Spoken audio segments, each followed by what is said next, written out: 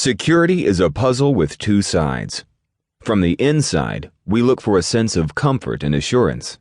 From the outside, thieves, hackers, and vandals are looking for gaps. Most of us believe our homes are safe until one day we find ourselves locked out. Suddenly, our perspective shifts and weaknesses are found. To completely understand any kind of security, it is essential to step outside of the fence. In essence, locking ourselves out and start looking for other ways in.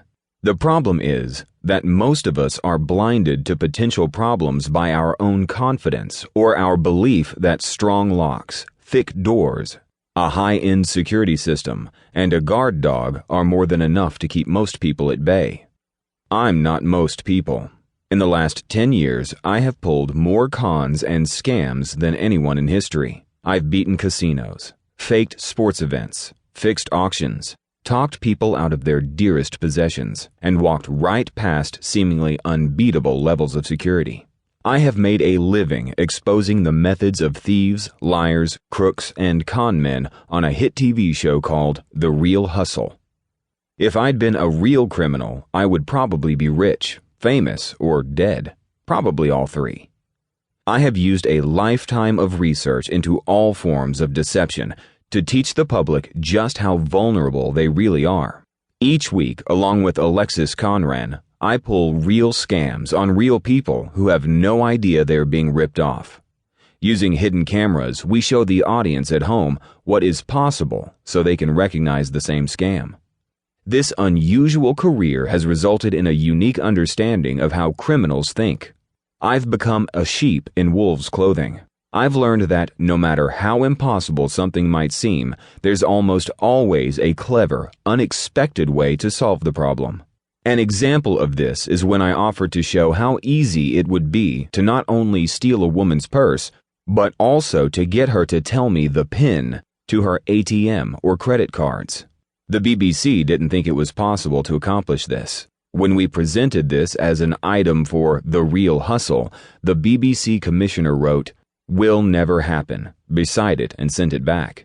We knew it was entirely possible because different versions of the same scam had been reported, where victims of theft were talked into revealing their PINs in several clever scams around the UK. We took elements from different scams to illustrate exactly how someone might be duped into giving someone else complete access to their bank account. To prove our point, we set up the scam at a local cafe. The cafe was on the top floor of a mall on Oxford Street in London.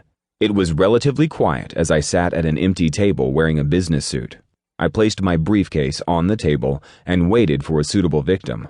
In a few moments, just such a victim arrived, with a friend, and sat at the table next to mine, placing her bag on the seat beside her. As was probably her habit, she pulled the seat close and kept her hand on the bag at all times.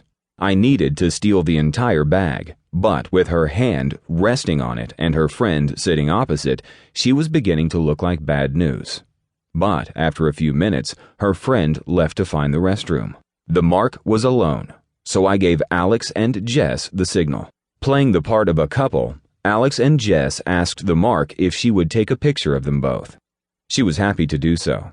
She removed her hand from her bag to take the camera and snap the picture of the happy couple. While distracted, I casually reached over, took her bag, and calmly locked it inside my briefcase. My victim was yet to notice the empty chair as Alex and Jess left the cafe. Once out of sight, Alex headed quickly for the parking garage. It didn't take long for her to realize her bag was gone. Instantly, she began to panic. She stood up and looked around, frantically. This was exactly what we were hoping for, so I asked her if she needed help. She started to ask me if I had seen anything. I told her I hadn't, but convinced her to sit down and think about what was in the bag. A phone, makeup, a little cash, and her credit cards. Bingo. I asked who she banked with and then told her that I worked for that bank. What a stroke of luck. I reassured her that everything would be fine, but she would need to cancel her credit card right away. I called the quote-unquote help desk number, which was actually Alex, and handed my phone to her. She was hooked, and it was now up to Alex to reel her in.